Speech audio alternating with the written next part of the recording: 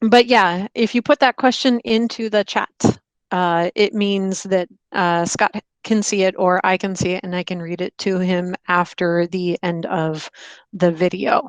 So with that being said, let me unpin myself. And Scott, if you would like to fill in a little bit more on yourself, a little bit about you, and yeah, anything else you might want to add? Yeah, I've been doing this for about 30 years, been doing the painting for about 30 years. I read an article in Kite Lines. Chris Dunlop wrote an article on using Design Master. I read it, but I didn't think any more about it. And it wasn't until I went to Long Beach, Whiskiff, and I saw some kites. Don Mock had been doing some fighter kites with some fade on it. I was like, well, how was that done? And so he mentioned it, Design Master, and I went back, read the article. I'd also spoke with Spencer Chung, who had also been doing some of it.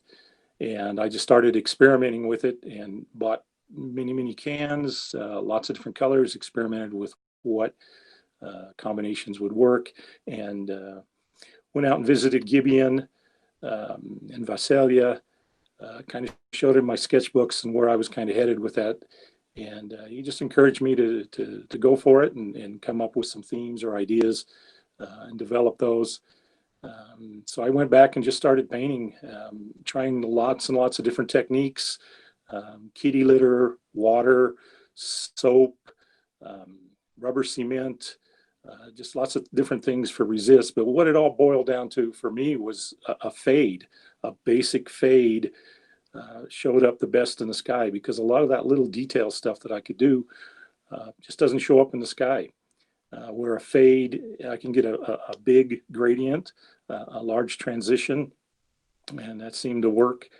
And so that's what I stuck with and started developing.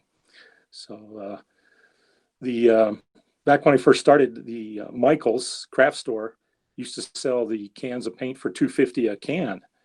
And I would go in and buy 60 at a time. Of course, they wouldn't have 60. They would give me a rain check because they'd have only 4 or 5 cans. And over the year, I would go back in and still use a rain check at $2.50 a can. Even when it went up to $6 and $7 a can, they still accepted the rain check. And I still have one that has about a dozen colors, a dozen blue on it. That's from 15, 20 years ago. So anyways, let's go ahead and get started with some video here, and then we'll take some questions at the end of that. Hopefully you won't have any questions. Hopefully the presentation is good enough. That's what I tell my students when I was teaching. If you have questions, that means you weren't paying attention. I'm going to be talking about using Design Master spray paint on nylon and some basic painting techniques. You can see some of the projects behind me that are done in a fade. So this is the original color of the fabric, and this is just some red paint that's been put on air. And so I'll demonstrate how that's done. Design Master, I've been using it for about 30 years now. It comes in 50 colors plus metallics. It's an ultra-fine mist. It's quick drying, costs about $6 to $12 a can at craft stores or floral supply shops. And one can will last for many projects. When it's empty, it is recyclable. Let's talk a little bit about safety precaution. It contains acetone and isobutyl acetate plus some other nasty chemicals. So don't breathe in the vapor, the gas, the mist, the spray. And the best way to avoid that is spraying outside. One of the problems with spraying outside, though, is you always get a breeze that comes through. If you're spraying on brighter color fabrics, insects like it, dust and dirt land on it. So I spray inside a garage with a fan, and I wear a dual element respirator with replaceable organic cartridges on it. So this is just one of the cartridges. And then these are called pre-filters. So a pre-filter just catches the big particles, and the cartridges catch the vapors.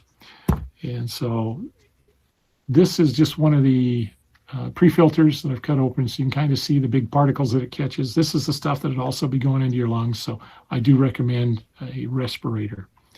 We'll one of the other things is when I'm finished with the respirator is to extend the life of the cartridges, I put it inside a plastic bag and seal it up. And that's so moisture doesn't get into these cartridges and diminish their life. So let's talk about getting set up. I spray on a 4x8 sheet of MDF board, 1/8 inch board that's mounted vertically against a wall, and then there's a fan up above that. And I use blue painter's tape to hold the fabric down, so just painter's tape. Because we have problems with static out here where I live, and I use a rag. This is just a dish rag, something that doesn't have lint, that's been dampened down, to wipe the fabric, and you'll see that. To wipe the fabric, wipe any fingerprints off of it, any dust or hair. Even though it's quick drying, I use a heat gun. A hair dryer would also work to just speed up the drying process. And you can tell when it's dry when it's no longer shiny. So when the paint goes from a shine to a dull, it's pretty much dry. It's very, very quick. Okay, I think we'll just go out into the garage now, and I'll just set up there. I probably won't wear the respirator because I want to be talking while I'm painting, and so I'll just have to hold my breath. All right, so this is the painting area that I've been using for nearly 30 years now on the same board. And up there's the window with the fan. I'm not going to have the fan on. And there's some of the cans there. And so we'll just get set up, and I'll just do a real quick demo. All right, so let's get started here. Well, first thing we're going to do is wipe the board down with a damp cloth. And that's just to get any overspray off of it. You can see some of that there. And just using the blue painter's tape. Find a clean spot on the rag and just wipe this down. That's just to get any dust off of it.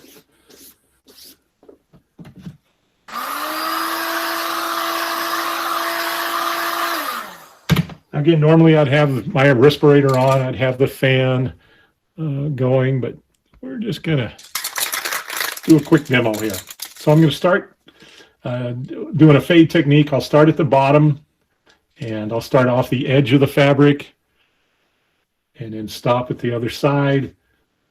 Don't stop in the middle. Just keep your arm moving, and then I tip the can back, and that helps give it a little bit of fade to the top, so not as much paint is going onto the fabric. So here we go. Just a quick shake.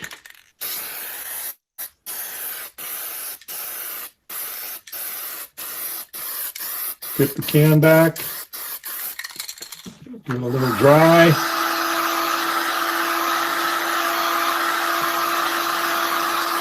So that would be one light coat, so we just put another one on.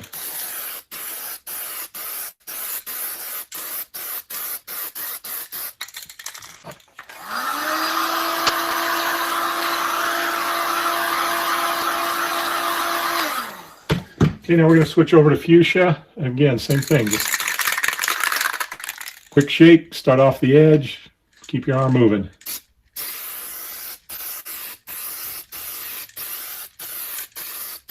Pull it back, fade.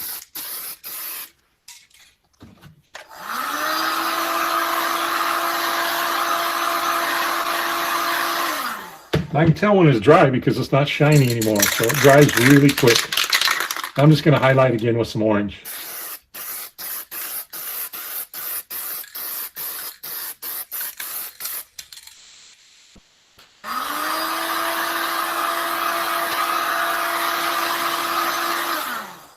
Okay, so that's basic fade technique, just done on some white.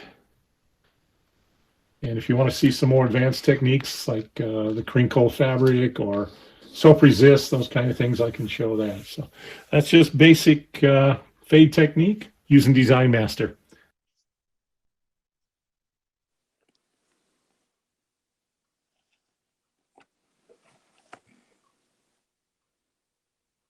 All right, Scott, I'll hand it over to you. You would like to open it up for questions? Yeah, I saw a couple of questions there. So what type of fabric do I use? Design Master will work on almost any kind of fabric. It'll work on paper, Tyvek, any kind of nylon. I've used almost all manufacturers ripstop nylon that's out there. It doesn't like silicone coated nylon. It beads up if something is silicone coated. But otherwise, anything from Challenge manufacturer or Contender, Bainbridge, Texlon, those are the manufacturers here in the US. It works on that. It works on Icarus. It works on all the stuff that Phil Broder sells. So Design Master works on any kind of nylon.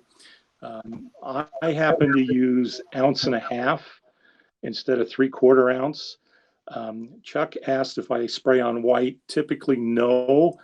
I usually spray on a mango color.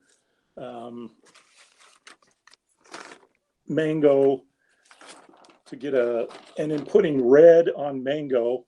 So this is red paint on mango. It turns it to orange. We've got a little fuchsia here. This is the base color fuchsia. When you put blue on it, it'll turn it purple. Neon green with blue or teal will give it a little greenish tint, a teal tint there.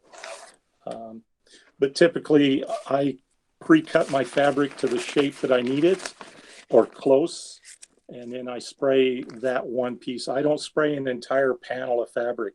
I pre-cut the pieces close to what I need, and then I identify where I need to paint. So I have little marks that just show me I need to paint from the bottom to the top on this piece here. And I usually start with a lighter color. If I need to do a fade, I put the lighter color on first. It's semi-opaque, so laying another color on top, it will show on top the second color. I couldn't read some of the other questions there. Let me see if I can get to those.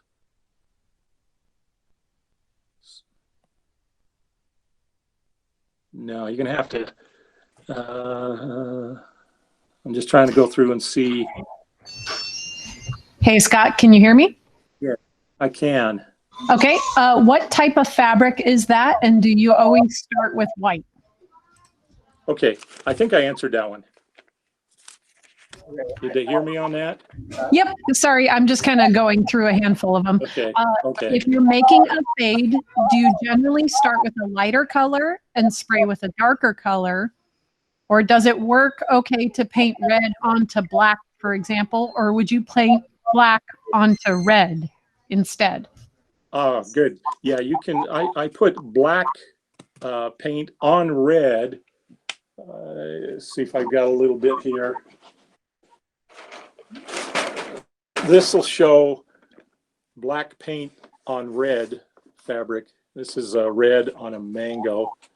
But you don't paint on dark fabric.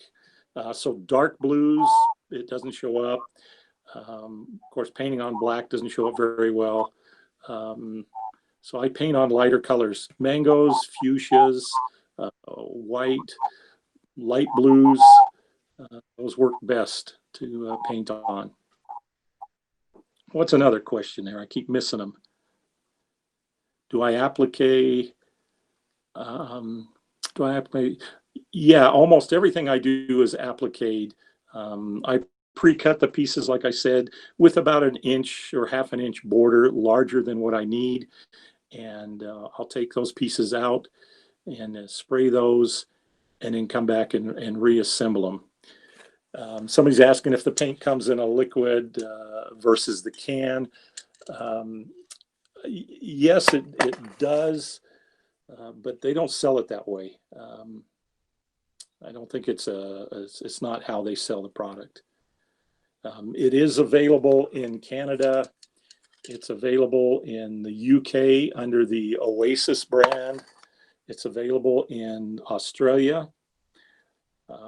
But that's the only places it's available. It's not in Europe. It's not available over there yet. And it has a lot to do with regulations. I've contacted Design Master and he just says it's every country has different regulations on what they allow. And so Design Master can't meet every individual country's needs. But the UK can do it, Australia can do it, you can get paint there. All right, something about, another question about applique. I missed that one, it didn't stay up for me. I'll jump on. Do you puzzle all these pieces together individually, or are you appliquing them? Are they all sewn, or are you gluing them? And also, I'm going to generally have my mic off. There's a lot of folks coming into the museum. Okay. Let's see. All the pieces are appliqued. When I apply them, when I stick them together, it's just with Scotch tape. And that's a good thing, because that just reminded me.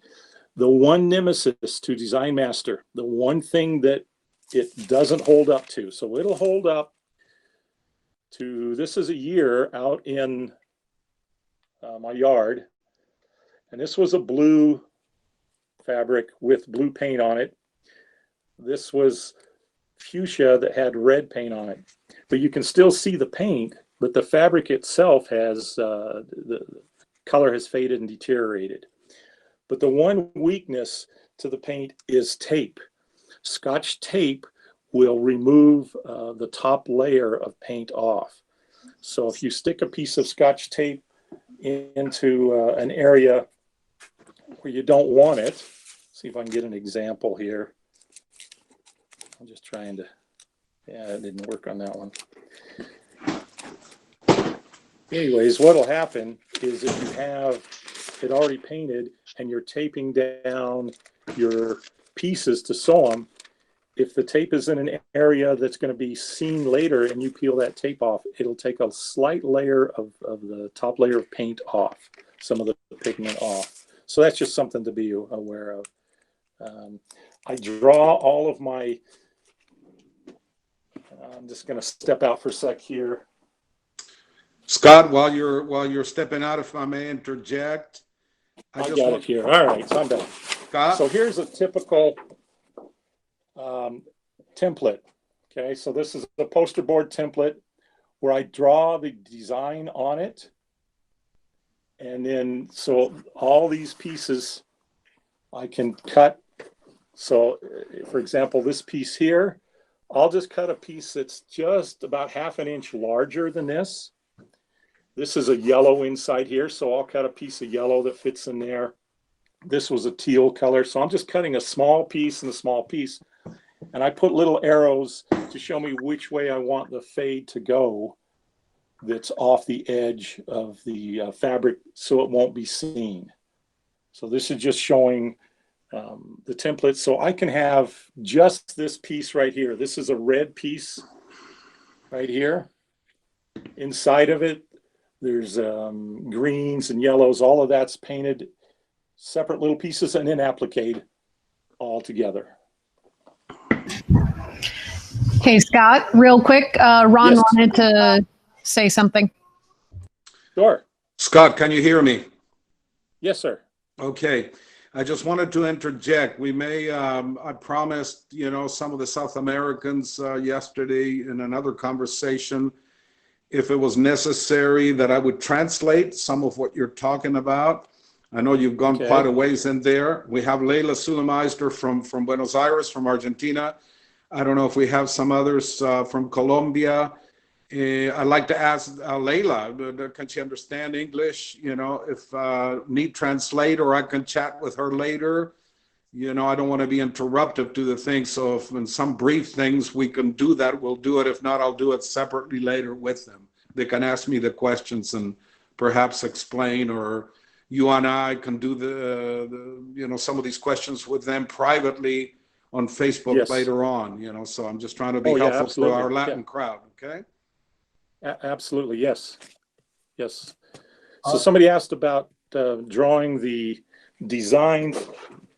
So an example would be, if I wanted this circular part here, I'm just laying this fabric on there. I'm just tracing through, just drawing a line in pencil. So I'll just draw that line. Then I can see where I need to paint because I've drawn that image or that part of it in pencil. And then I just say, oh, I need to fade from the bottom. So I fade the paint from the bottom to the top. And then I don't always have a large panel that would have all of the drawings on it. Sometimes I have to have little registration marks where I line up all the pieces, or the outer edge. When I cut, use this to hot cut. I hot cut all the edges. So this was a red and this is blue down here. They overlapped each other about 1 inch, but they line up. The edge of this will line them up. So that's my registration mark. Same thing with the hands up here. The outer edges will line up. This was this glove, which is gray. This is a red. All the edges line up. And so that's my registration there. And then I just tape the pieces, like I say, together in the sections that I need to do, or I'll pre-build a section. So an example of pre-building a section is on this right here. The interior of this I can build and sew that, because it's so hard to sew small circles with big pieces of fabric. So I'll pre-do this in a smaller section and then insert this onto the background or whatever the background is, and then sew it in. So an example, let me grab this one.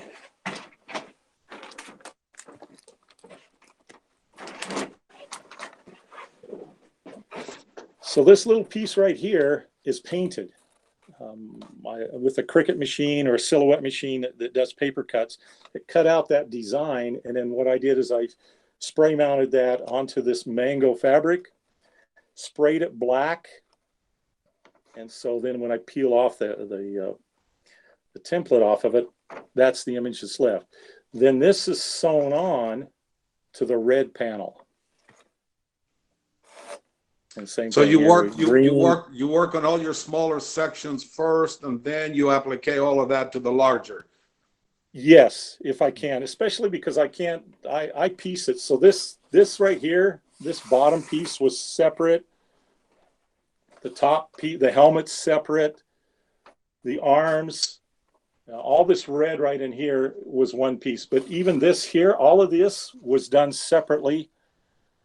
So this black stripes on the yellow was sewn before I put it together, before I inserted it. So it's already sewn together, because this is just too hard to sew on the machine and get it straight, where I just do the small sections and then I can put it into the big section, into the big piece, and then sew that border on that's in black, sew that on. Scott, can I ask, you mentioned that the paint doesn't stand up to Scotch tape, but will it stand up to, say, blue tape? Is there a tape that's safe to use that won't peel off the surface? No, blue tape will still take some of it off. What the paint is, it's a lacquer paint. And one of the things, I forget the technical term to it, but what it does, you'll set down a layer, and when you put another layer of paint on it, it activates the base layer underneath it. And so they bond together. But when you put that tape on there, it just takes a slight layer off of the top, and it shows up. And sometimes I accidentally put the piece of tape in the wrong place, and it's like, oh, okay. It's just an oops. Hey, Scott, so if it's a lacquer base, I know that the 3M makes a lacquer tape. Well, pardon? Go ahead. They make a lacquer tape. I believe it's purple, and it's designed. It's very, very low adhesion due to the sensitivity of lacquer. And so I don't know if you've tried the purple 3M tape for lacquer or not. I have not. I have some other low tack tape that's a Scotch tape. And what I found is it just didn't stick as well. Let me see if I can. Here we go. All right. This might be visible. Layla, can you hear me for a second? So this piece of tape, I've used several times. I use tape over and over again because there's some red paint and some blue paint. But you can see right where it took a layer of blue paint off. but this was not on the part that's going to be seen on the kite. This is on an area that will be cut away. So that's what it does. It just peels that layer of paint right off. Hey, real quick, Scott, Yes. you have a question of whether or not you've used acrylic paint. Have you had any success with acrylic paints? I believe John Pollock. No, that's put on by brushes usually. I've not done anything with acrylic because this works for me. This is my technique that works for me. I did do Steve Brockett's painting with silk dyes and Gouda on cotton, and it was an awesome class, awesome technique, but it wasn't for me. This was, this works for me for what I want to do. So I've not done anything with brushes. I've not used airbrush. Some people will use this as an airbrush, but I just use it straight from the can. Bazzer put out a video on where he shows how to empty the can of spray into a container that you can actually use for the airbrush technique. Quite clever, actually. Yes, yes, I saw that. Yes, yeah. Yes. Somebody's asking, what does the soap do? So the soap you're going to see on the next video, kitty litter. I can show you what kitty litter looks like. There's several ways to do. Now, kitty litter cannot be applied vertically, so it has to be horizontally on the ground. So this is sprinkling kitty litter and then spraying the can above it. The paint falls down on it, of course, and then moving the kitty litter around. And so you get multiple layers of paint on there. So you're pouring the kitty litter on the wet paint? No, the kitty litter's on the fabric itself. So you lay the fabric down, sprinkle kitty litter on it. Okay. And then spray the can this way. Okay. So it has to be a pretty full can, right? And then the one thing with spraying, though, is horizontally anyways on a flat surface, is the air pressure coming out of the can can blow things away. So if you're trying to do a leaf or whatever, you have to tape it down from behind so it doesn't blow away. And this is just more kitty litter. And are you spraying what, about 12 inches away or 14 inches, 18 inches away? It just, well, it depends on how, the closer you get, the more pressure you have coming out. So it's going to blow things away. So you just kind of have to adjust where the paint's falling on there and not moving like the kitty litters, not moving it away. Same thing with a leaf. If you're just trying to paint a leaf from above, you don't want it close because the pressure from the can is going to move that leaf unless you have it taped down somehow. Scott? I got Yes. a couple of questions for you. Have you ever had any Sure. experience with any colors of fabric that are like, they're slot colors? So they're spectrally very narrow, and no matter what you do with them, they end up going dark? No, I've not had any problems with that. No, I'm just trying to think. There's nothing. No, not really. I generally, the fabric that I stick with is lighter colored. It's fabric that I know that works. Some things don't work. Red and blue together really don't make a purple. They kind of make a brown. So that's just one of the things. And again, it's experimenting. I've experimented with everything that I can think of and all the colors. In fact, Design Master sends me product when it first comes out before even the stores around here get it, and I get to play with it. And so Gretchen, who's their education person for Design Master, I just get in touch with her, and they had some new colors that came out. So she sent me 6 cans of those. When I do workshops, she sends me cans and literature to hand out to people. Yeah, good to work with. This is another technique that we'll try. Some of you have seen the crinkle effect. This will be the next conference. Scott, you mentioned that sometimes you use the contact cement to piece together your subcomponents. But tape tears the paint off. Is there a contact cement what contact cement do you use, and is it safe for your paint? Okay, I think I only got about half of that. The rubber cement was just as a resist. This was just rubber cement. This is just to see what it would do. And I didn't like that effect. Well, Scott, I'm not sure the other half of the question. You said you were gluing down some of your subcomponents with a spray-on adhesive. No, I don't use spray mounts. I tape everything. All my sub pieces I put together, everything's taped. I don't use the spray mount adhesive. Rarely, take that back. Rarely, I'll use some spray mount, and the spray mount was to put on the paper, the cutout for this right here. Does that make sense? So I had this was cut out of a Cricut machine. So the black was the open area, and that had to be spray mounted onto this orange, this mango, so that I could paint it. The problem I had with spray mount is even removing it, it still left a little layer under the stitches, and so sand would collect in there. It still would get a little bit of sand at the beach, even though I wiped it down. So that was something early on that I abandoned spray mount and went to tape to put the pieces together. Hey, Scott, this is Lindsay.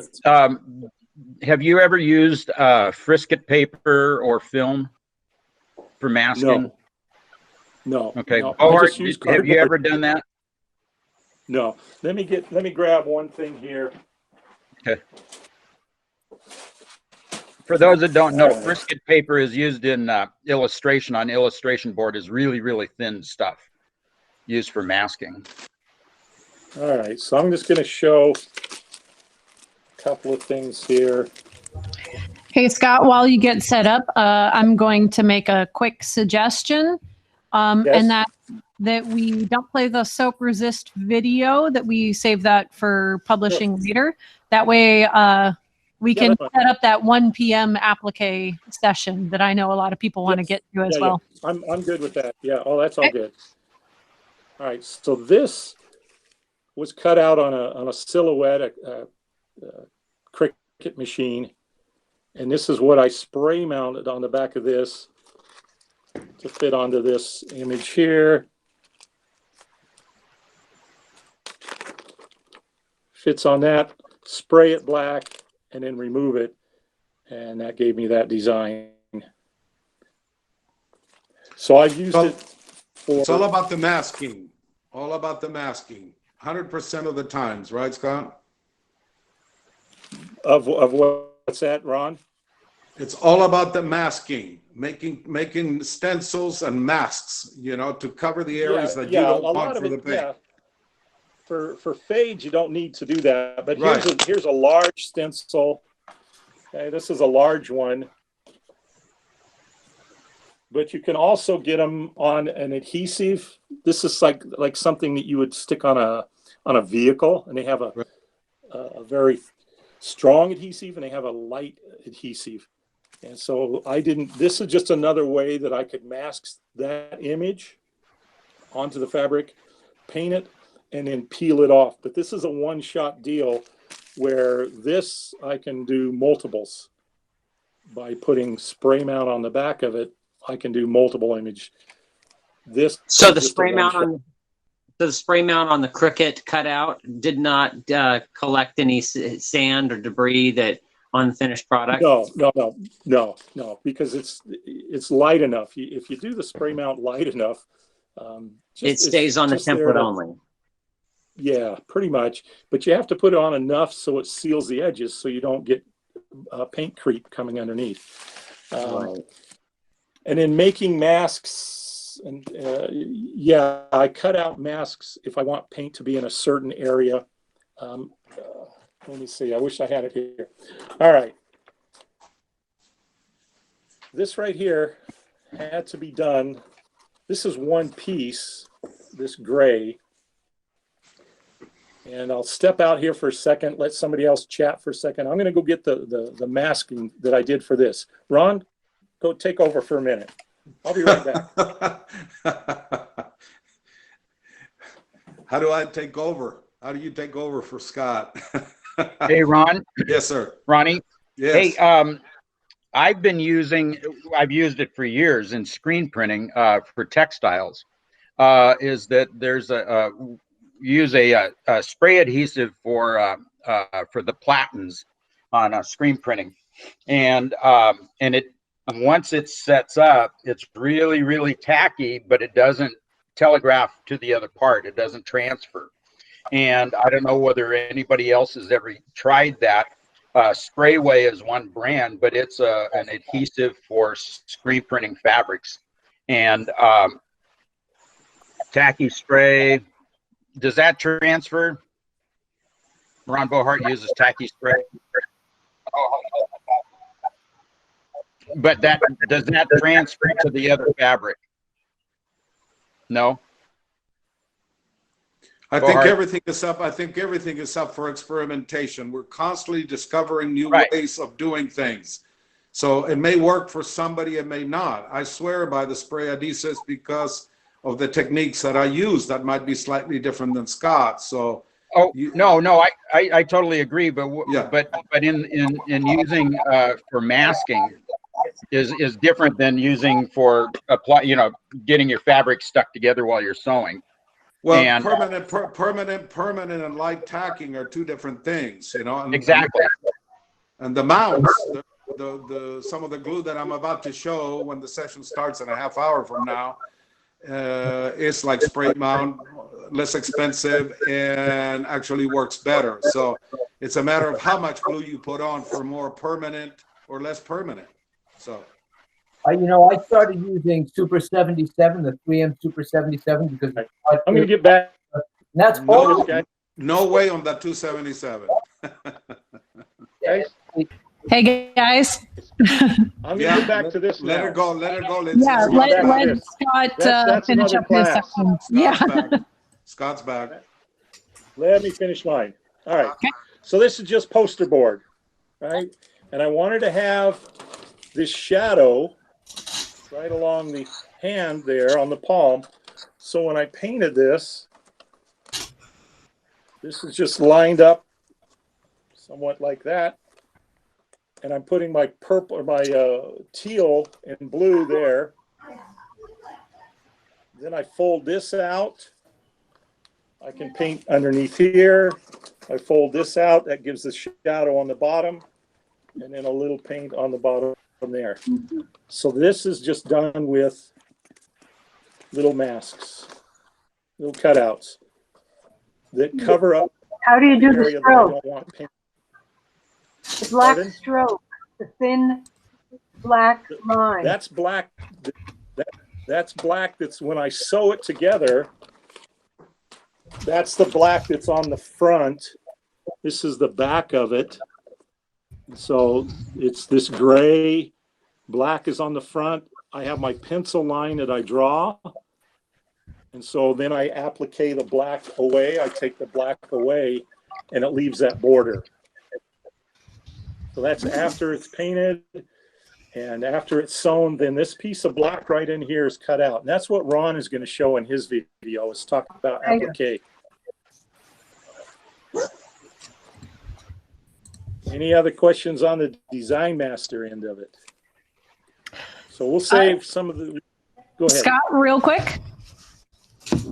I am going to hop off the call simply so I can get the next session prepped, which starts in about 15 minutes. Feel free to continue on the conversation here. It will continue to record and you guys can keep talking. But yeah, I highly encourage folks to come join the applique session. I think Scott's going to jump over onto that one as well. So it's a good place for all of us to kind of keep talking about how to build the kites and stuff like that. Yes, I will post the address into this chat that we have real quick before I sign off, but I will turn my mic off, post the thing, and then I'm going to hop out. Sure. All right, so I did see somebody's question there. What if I get paint in the wrong place? It depends on how serious it is. Sometimes it's just like, I'll scrap that piece. Oh, I got some paint here. I didn't want it there. Throw that piece away and start over again. They do have a product that's called Mess Master. And Mess Master will soften the paint up again so you can remove it. And on small sections, you can do it like with a Q-tip. If I accidentally get a piece of paint in the wrong spot, I can use a little bit of Mess Master, but it doesn't completely get every paint pigment off of the fabric. But most of the times, if I make a mistake, I just toss that piece and get another one. There's many, many little mistakes that can happen while you're painting. One of them is handprints or thumbprints, the oil from your hands. That's why I always wipe it down.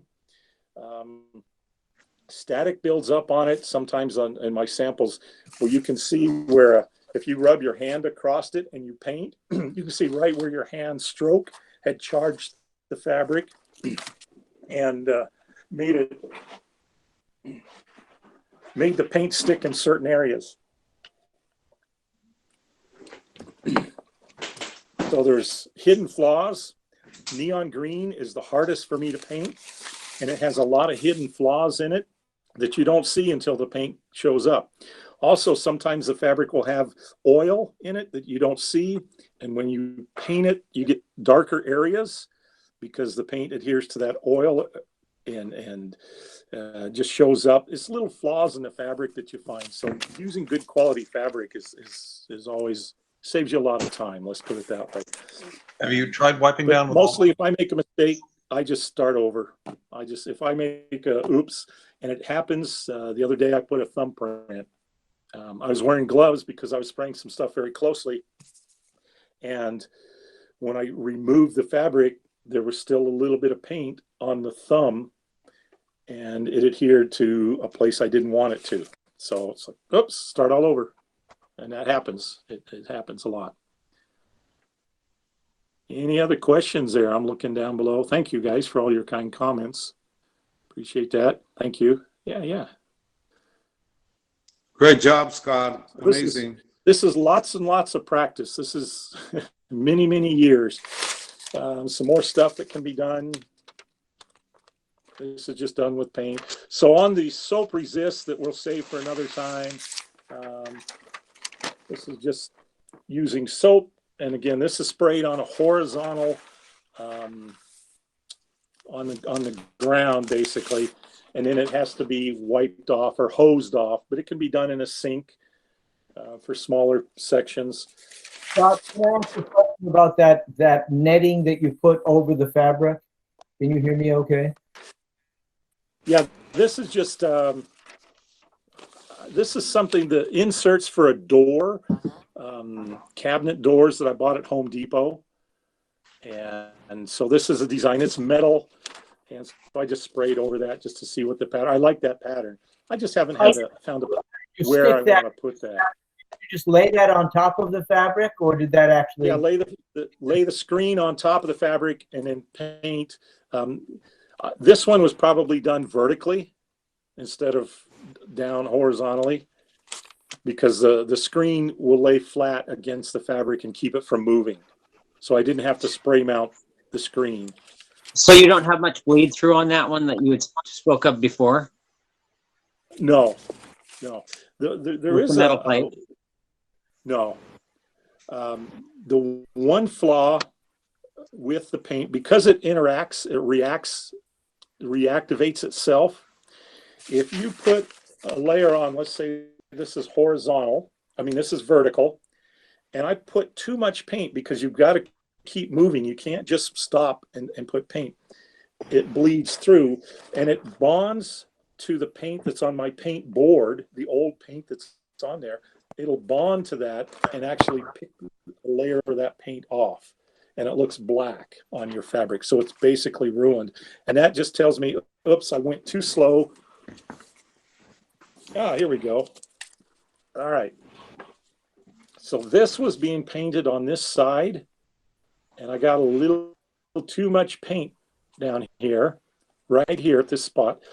So on the back side, when I removed this, it took the paint. This is old paint that was on the board, and it just peeled it right off because I put too much paint. I saturated the front of this and got it too wet. It bleeds through. It reactivated the old paint that was on the board behind it, peeled it right off. So Can you reuse your don't stencil? put too much paint on. Pardon? Can you reuse your stencil that you paint in? Because I've used lace yes, before, the metal, and I've you can used reuse lace on it. Yes, And I've it's got some doilies somewhere. Anyways, yeah, you can reuse as long as the stencil isn't damaged or a mask or whatever. You can reuse them over and over again. and as without long as the they're paint reactivating. Yeah, yeah, because I know what you're asking. Like on this little guy right here, right? The paint isn't on the back of this, so it didn't bleed through to the back, right? So I can use this over and over again because it's not bleeding through. When I was using lace, it's so thin that it bleeds through and completely. So you just kind of have to get a fresh piece each time. Okay, yeah. And I used, I used a doily just to experiment with and did it several times. And so I didn't have that happen. It may not have saturated it enough. Yeah. So I've got a picture. Yeah, Can I show good. everybody real quick of the lace? Sure. I don't know if Sure. you can see. The lace that it's just your technique just with lace, and it turned out really good. I have that. Thank you very much. And it's a black spray on a red. Yeah. And then I've experimented with blue on white. Yep. So it just is really fun. Thank you. Yes. Yeah. I remember you gave me a sample of that up at Fort Warden. Scott, I have a sample from you. Yep. Very good. technique, but if I have a bit, I sometimes a mask out of something like parchment paper. How do you hold the edges down so that the paint doesn't sneak under the edge of the template? You know what I'm saying? Can you use paper as a template? Tape it down. Something like Yeah. How do you do it? Yeah, so to keep things from blowing, I'll tape areas down with blue tape. Again, not in an area that's going to be on the kite itself, but outside the border. I'll tape things down, or sometimes I'll cut here's a sample. Okay. Right. I was trying to paint just an area inside of this. Okay, so I can just cut out this square. This one I didn't use, but the one out in the garage that has paint on it I used. But to stop paint from going around the edges or whatever, I can just tape it down. So how do you keep it from going? If you're spraying that little square, how do you keep it from sneaking under the edge of the square itself? Of the square? Yeah, correct. I got you. So I can hold it with my hand, right? I'm wearing gloves. I just put surgical gloves on. And I can hold this down to help stop it. Okay, that's just one way. Another way would be if you're really worried about it, is put a little spray mount on the back of that. But generally, I'll just hold it with my hand. And remember, when I applique, I get about 1/8 of an inch border, a black border around all of my stuff. So that 1/8 of an inch can hide a lot of that little sneak through paint that comes through.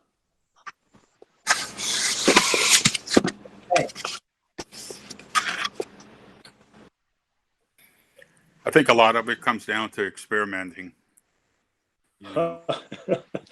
Yes, I'm still discovering new stuff all the time. I'm still learning. I've done a lot of things that I didn't like, that didn't work, but I mean, every day I come up with something new. And color combinations. I do these little feathers that are white, and I'm always experimenting with different color combinations to see what works and what doesn't work. Putting 3 and 4 colors on a little white feather, and say, whoa, these worked. Oh, these didn't work. And I found that fuchsia and orange together is a very, very nice combination. Red and blue don't work. They don't make purple. With this, you know, at least how I'm doing it. All right, I think we're a wrap here because we got to go watch Ron and those guys do theirs. Appreciate you guys hanging out here with me. And if you have more questions, you know, Facebook. We'll do another presentation next time, which will be the crinkle paint, and I'll do the soap resist. Okay. Any last questions, comments, predictions, fears? Thanks, Scott. I appreciate it. Great. All righty. Great. Okay. And guys, you can hear me. Thank you for the Spanish knot. We didn't do anything in Spanish, not yet. So it's going to be a little bit complicated because it'll extend things out a little bit too far, you know, not enough time to do statements both in English and in Spanish. Apparently Fabian from Argentina pretty much understood. I tried to ask Layla if she understood what was going on.